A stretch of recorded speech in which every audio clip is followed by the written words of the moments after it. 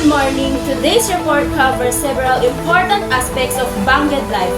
We'll begin with the interviews from update on the street vendors and their new locations. Followed, the relocation of street vendors is a move often by local governments to address issues like traffic and cleanliness.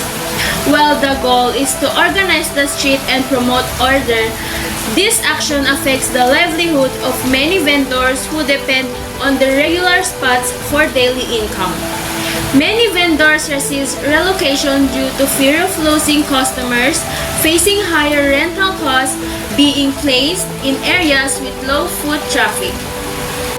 So, Jasminea Quintero has the full report of the relocation of the street vendors. Jasminea? So kuya, ilang taon na po kayo nagbebenta? Almost 1 year po. So, before po kayo pumunta dito, saan po yung unang location niyo po? Bago kayo? Isabela po. Santiago, Isabela. Nung napapunta po kayo dito, saan po yung dati niyo pong pwesto? Sa plaza po. So, ano po yung mas maganda po para sa inyo? Sa plaza po ba or dito? Dito lang po. Bakit po? Mas maganda po dito kaysa doon. Mas marami po ba yung kita niyo? Dito ang bumibili kaysa doon.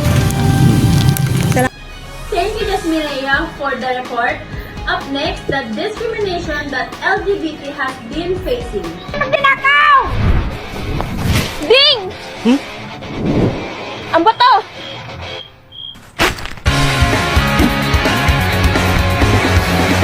Sana! Mentos, the fresh maker. Bumili ka ng suka! Yung mukhasim! Punay! Pabili nga po ng suka. Yung ganito. Ah, dato puti. Akin yan, Dato Puti!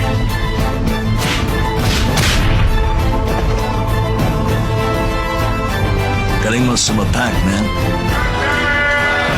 Ay! Champion ako! Bumili ka ng suka! Champion ka na! Yung mukhasim! Ang dato puti po. May asin pa si Mami. Dato puti! Told by the members of the LGBT students about their experiences and their rights. At Abra High School, LGBT students have the right to feel safe, respected, and accepted, just like any other learner.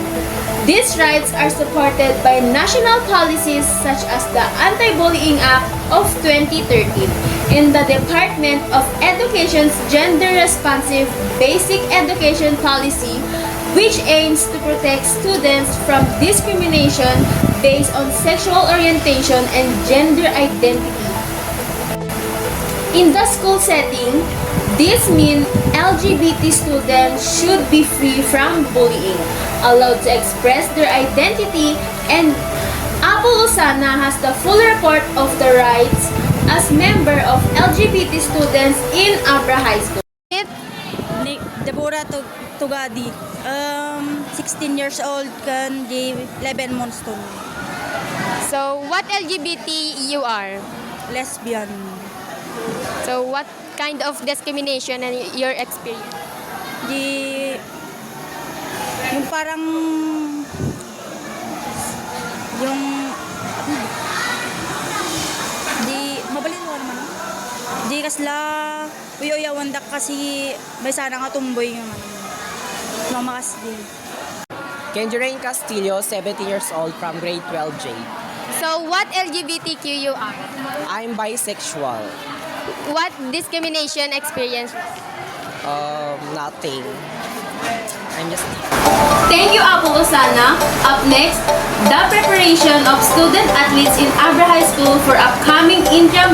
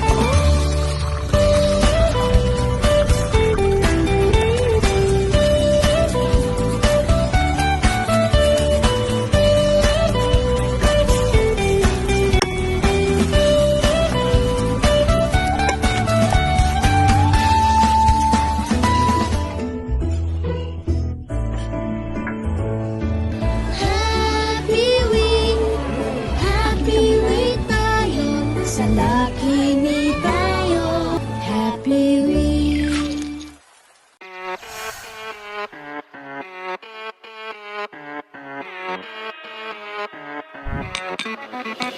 Rotate, vuelta. Rotate, vuelta. Cigarette, suelta. Rotate, vuelta.